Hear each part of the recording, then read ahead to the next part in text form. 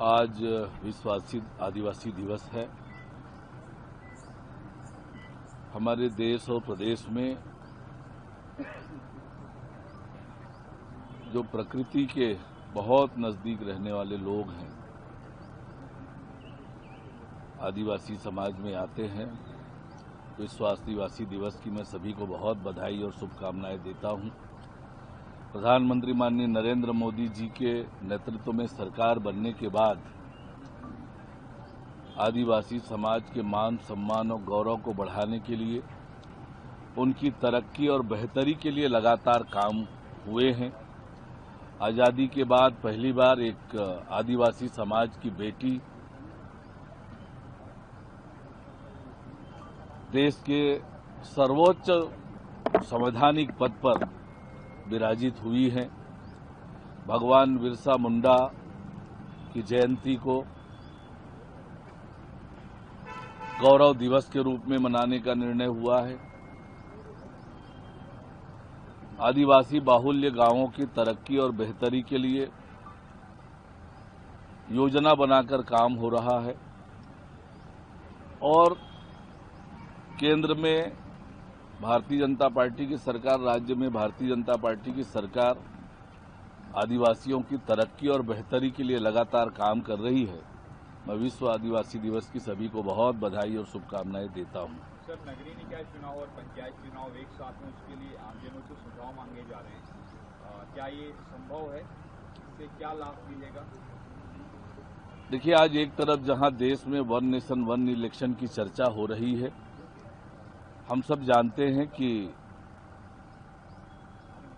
आज लोग अपनी राय रखेंगे और सरकार भी इस दिशा में सोच रही है और इसलिए हमने एक समिति का गठन किया है कि वे इस बात पर न केवल लोगों की राय लें,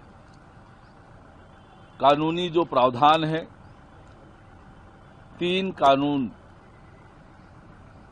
municipal corporation act 1956, municipalities act 1961 और पंचायत राज अधिनियम 1993, ये 3 कानून हैं और दोनों तरह के निकायों के चुनाव के संचालन के लिए दोनों के अलग अलग नियम बने हुए हैं। उन सब पर विचार करके एक संभावना कैसे बन सकती है, लोगों के अभिमत क्या है, कानूनी प्रावधान क्या है, इस सब बातों पर विचार करने के लिए एक समिति का गठन किया है जो लोगों से सुझाव भी ले रही है और कानूनी प्रावधान का भी अवलोकन करके उस पर अपना रिपोर्ट देंगे। उसके हिसाब से सरकार आगे बढ़ेगी। सर, वक्फ अमेंडमेंट बिल को लेके कांग्रेस कह रही है कि ये कॉन्स्टिट्यूशन पर अटैक है और राइट टू रिलीजन पर अटैक है। जिस कांग्रेस पार्टी ने बार बार संविधान का उल्लंघन किया है, संविधान को तोड़ा मरोड़ा है, आपातकाल लगाकर, ऐसे अनेक अवसर आए हैं जब कांग्रेस पार्टी ने संविधान का उल्लंघन किया है। यह जो वक्फ अधिनियम में संशोधन का विषय आया है, ये आज के समय की आवश्यकता है और जेपीसी को भेजा है सरकार ने, तो निश्चित रूप से उस पर मंथन होगा। कांग्रेस पार्टी हर मामले में राजनीति करने का काम करती है। राष्ट्रहित, देश हित से इन्हें कोई सरोकार नहीं है। हर एक मुद्दे को वोट बैंक की राजनीति, भ्रम पैदा करने की राजनीति, भय पैदा करने की राजनीति कांग्रेस पार्टी करती है। ये आप लोगों ने तिरंगा यात्रा निकाली, उसके काउंटर करने के लिए कांग्रेस संविधान यात्रा निकाली, दोनों यात्राओं को कैसे देखते हैं? देखिए, कांग्रेस पार्टी की देशभक्ति जग जाहिर हो चुकी है। ये एक परिवार के हितों के संरक्षण के लिए काम करने वाली राजनीतिक दल है। देश के हित में, देश के लिए काम करने वाली कोई राजनीतिक दल है तो वो भारतीय जनता पार्टी है। और ये तिरंगा यात्रा पहले भी भारतीय जनता पार्टी निकालते रही है। हर घर तिरंगा अभियान और तिरंगा यात्रा का आयोजन लगातार भारतीय जनता पार्टी करती है और ये नकल करने की कोशिश कर रहे हैं, लेकिन आज देश में कांग्रेस पार्टी की प्रासंगिकता बची नहीं है। वास्तव में तिरंगा यात्रा देशभक्ति के लिए और झंडे के राष्ट्रीय ध्वज के सम्मान में ये यात्रा है। निश्चित रूप से पूरे देश भर में इसको लेकर अच्छा वातावरण है। आप लोग विभाजन की विभीषिका दिवस मनाते हैं, उसमें कांग्रेस बैक फुट में चली जाती है, क्या इससे उभरने के लिए, बचने के लिए इस तरह का काम करना पड़ रहा है? देखिए, मैंने जैसे आपको कहा कि कांग्रेस पार्टी की राजनीति का आधार भय और भ्रम पैदा करना, उसी राजनीति पर कांग्रेस चल रही है।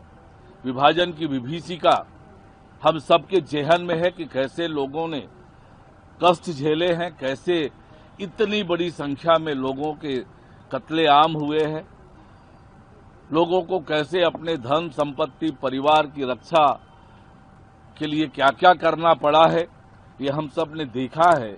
उस विभीषिका को याद करना, ये आज की पीढ़ी के लिए जानना ये आवश्यक है। इसलिए भारतीय जनता पार्टी ने देश भर में 14 अगस्त को विभाजन विभीषिका स्मृति दिवस मनाने का निर्णय किया है। भाजपा कार्यकर्ताओं पर सैकड़ों राजनीतिक प्रकरण दर्ज है, उसको निपटाने के लिए संगठन द्वारा प्रयास किए जा रहे हैं।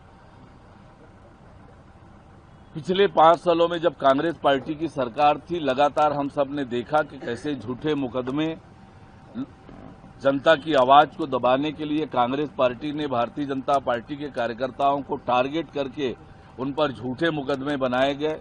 उन मुकदमों की सरकार के लेवल पर समीक्षा हो रही है, जानकारी इकट्ठी की जा रही है। इसके लिए मंत्री उप समिति बनी है, समिति विचार करके रिपोर्ट देगी और उसके आधार पर सरकार निर्णय करेगी। सुरक्षा ऑडिट कराने जा रहे हैं आप लोग नगर पालिका में।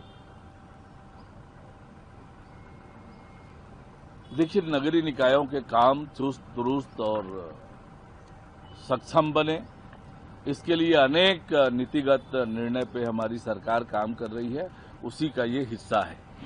इस वीडियो को लाइक और शेयर जरूर करें, साथ ही बेल आइकन दबाकर भाजपा संगवारी को सब्सक्राइब भी कर लें।